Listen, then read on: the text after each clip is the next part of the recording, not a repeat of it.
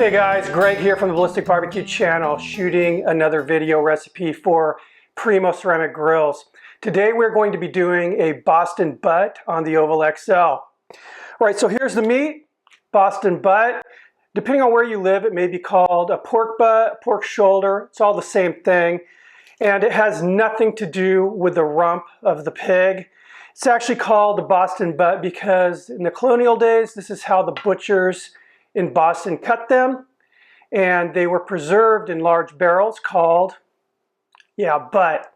So here we go. This is the fat cap side up. Now this particular cut, the one that I have here, the fat cap's really not that thick, but we do want to take it down a little bit. Now this is something where you'll get into a little bit of controversy on like some of the forums. You'll start some arguments, but I like to cut mine down to like 1/8 of an inch thick. And I just want it nice and even here. You're never going to render out a full fat cap on one of these Boston butts. Never. So that's why I like to trim it down. All right, shoulder's been trimmed. Give it a quick rinse with some fresh water. Patted it dry. In case I didn't mention this before, this is an 8-pound shoulder bone-in. And you want to try to get bone-in. Bones just add a little bit more flavor. And you actually use the shoulder blade bone to kind of help you tell when it's done. So what I'm going to do now is take some extra virgin olive oil and we're going to rub this onto the shoulder. This is going to help that rub adhere to the meat. And it's also going to help the rub penetrate the meat. Just want to make sure we get it all nice and rubbed down here, top and bottom, front and back, whatever you want to call it.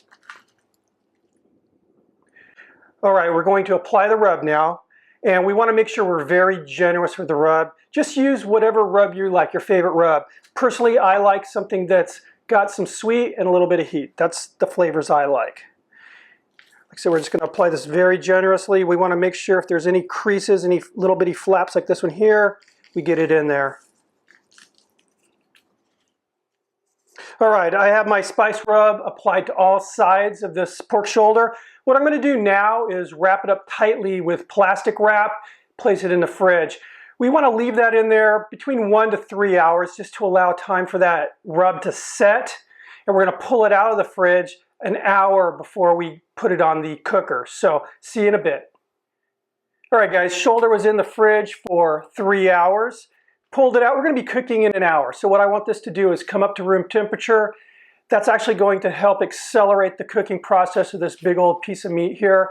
Our next stop will be outside at the Primo Oval XL. See you in a bit. All right guys, pork shoulder is out of the fridge. Been out now for about an hour. We're ready to get this Oval XL cooking. I want to show you how I have the charcoal set up. So I'm using lump charcoal. And I have it built up into a mound. I made sure that I did not obstruct these vent holes that are in the lower portion of the firebox. And I have the charcoal coming up to where it's just below the edge of the ring here. We're going to use one of these quick lights to get this thing going.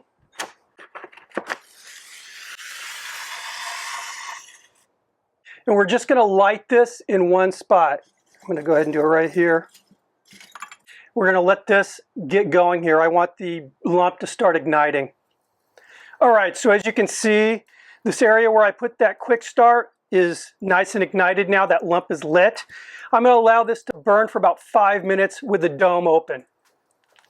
All right, that 5 minutes has passed. Now we're going to start adding some wood. What I'm adding is some small chunks of apple wood, and I like the lighter fruit woods when it comes to pork. You know, your apple, peach, and pecan. Some of the light nut woods are really good too.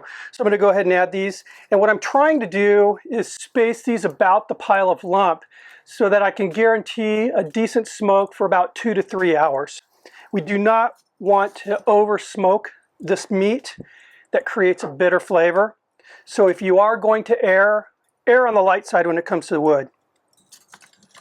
That should be about right. All right, we're going to go ahead and place those heat deflector racks. Add the heat deflectors.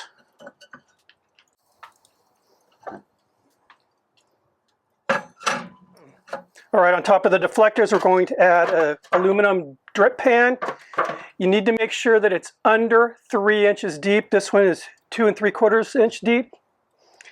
To that, we're going to add 2 liters of Dr. Pepper. Coca-Cola will work fine. All right, now this Dr. Pepper is going to ensure that there's going to be moisture in that environment. It's going to evaporate slowly as the pork cooks, but it's also going to add a little bit of a flavor element, you know, that nice kind of sugary, caramely flavor. Here we're going to go ahead and add the grates.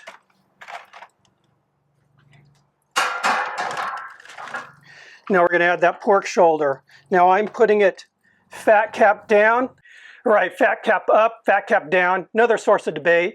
Old school of thought is fat cap on top, fat renders, the fat goes through the meat fibers, kind of keeping it tender and moist. That's been kind of disproven on the competitive circuit. The new school of thought is fat cap on the bottom where the heat is coming up, helps the meat from drying out. I've done both ways. I actually like fat cap down best. That's what I'm doing. All right, we're going to go ahead and take wireless thermometer now, and I'm going to insert this in the thickest part of the muscle. Make sure you do not hit that bone. It'll give you a false reading if you do. We're going to go ahead and close the lid. I'm going to open the top damper all the way. Bottom dampers all the way open. Going to go ahead and monitor the temperature on the dome, looking for 200 degrees. Once it hits that, we'll make some adjustments. Show you that in a sec. As far as the meat's concerned, we're going to just monitor that internal temp on the meat till it hits 200 degrees. All right, so as you can see, dome's up to 200. What I'm going to do now is close the lower damper to about 1 inch open. Then I'm going to fully close the top damper, fully open the daisy wheel. I'm going to use the 2 dampers to just make some fine adjustments to the temperature of this dome. And what I'm looking for is 225 to 250. I want to keep it within that range. So it's pretty simple running this cooker. If you want more heat, you just allow more air to go in. If I start rising above that 250, however, just close the daisy wheel a little bit, restrict some of that oxygen flow, and the temperature will fall. It's almost as easy as running an oven in your house. All right, as you can see, we're now at 225 degrees inside the cooker. I'm probably going to let it rise a few more degrees. You'll find that once the ceramic gets fully saturated, it will run itself. I mean, it's truly amazing. The other thing I'm looking at is my smoke. I have now this nice kind of a blue transparent smoke, which is good. What I'm going to do now is just monitor the internal temperature of that meat. And again, once it hits 195, 200 degrees, we'll be pulling it and then moving on to the next step. So I'll see you in a bit. All right, for those of you who may be watching this video with plans on doing your very first pork shoulder cook, you need to know about what we call the stall, the dreaded stall. Basically what's happening, you're watching the internal temperature of that meat rise steadily. It's going to hit right around 175 or so, beep, flat line. And you're going to wonder what the heck is going on. Well, here's what's going on. Basically, the cook is forcing the moisture of that meat to the center of its core, right where your temperature probe is. And it's going to lock out on that 175. Eventually, it'll break. It may take an hour or two, but it will break. Don't panic and crank up the temperature of the cooker. Just ride it out. Once it breaks, it's going to start climbing steadily again. All right, guys. So we've hit the 200 degree mark. Now it took just under 8 hours, which is about right for a piece of meat this big. You're looking at usually around 1 hour per pound. Again, this is about an 8-pounder. So what I'm going to do now is go ahead and pull this. We're going to foil this piece of meat. What I'm going to do is wrap it in a towel after I foil it, put it in a cooler, and we're going to let it rest for about an hour. This will allow those juices to redistribute. See you in the house. All right, guys, the pork is rested about an hour and it's ready to pull now. What I like to do is place it in a disposable aluminum pan. The way it just keeps my work surface nice and clean. First thing we're going to do is pull out that shoulder blade. As you can see, it comes out nice and clean. Now there's a couple ways you can do this. Take a couple forks or those fancy tools they sell and just start kind of tearing into it like this. Or you can use your hands. And what I'll do is use my gloved hands and I'll just kind of go in there, kind of smash it apart here. Anything that's scrappy that I do not want to eat, like big blobs of fat, I'll place in another pan that I have sitting next here for the stuff that's going to go in the trash. And there you go. You can see where we're going here. Just shredding this apart. You can see how tender and juicy this is. Nice smoke ring. This is good. This will make some good sandwiches. All right, on the note of sandwiches, let's make one real fast and try this pork out. All right, we're just going to go for kind of a classic picnic style pulled pork sandwich. I'm going to go ahead and lay some pork down. Now, a lot of people, you know, and I do it a lot too, we'll take a little bit of barbecue sauce and kind of mix it in with the pork at this point. But I got a really good smoky smell coming off here that I want to enjoy. So I'm going to lay down the pork like this.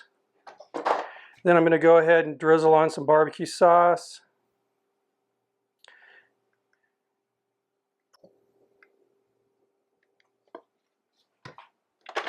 Then we're going to add some nice fresh coleslaw. This is that nice crisp, fresh texture.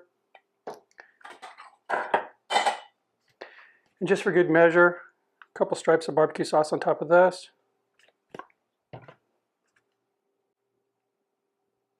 And there you go. Let's give this a shot. Very, very good. Again, that just wonderful smoky flavor that apple gives off. Anyway, guys, thank you for stopping by. Hope you like this recipe. Go ahead and check out the Primo channel. I've got a lot more videos coming up. They're exclusively on their channel. Appreciate a sub. Anyway, I will see you on the next video. Cheers.